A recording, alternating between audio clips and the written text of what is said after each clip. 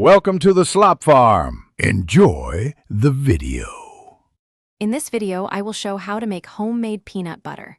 Start by choosing 2 cups of roasted peanuts, salted or unsalted, and measure your oil and salt.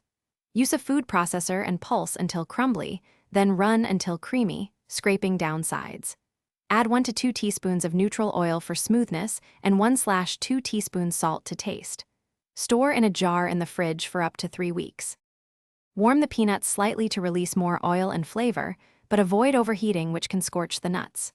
Start with short pulses, then blend continuously for a smoother texture, scraping down the bowl every 30 to 45 seconds. For crunchy butter, reserve 1/4 cup chopped peanuts and stir them in at the end. Adjust salt, sweetener, or 1 teaspoon honey to taste. Use a silicone spatula for easy scraping. Experiment with flavors like cinnamon, cocoa, or a pinch of chili for a savory kick, adding spices sparingly and tasting as you go. For sweeter spreads, mix in 1 teaspoon honey or 1 tablespoon maple syrup per 2 cups of peanuts. Store homemade peanut butter in sealed jars in the fridge for up to 3 weeks, or freeze portions for longer keeping, thawing in the fridge overnight before use. Label jars with date to track. Thanks for watching. Consider subscribing if we helped you today.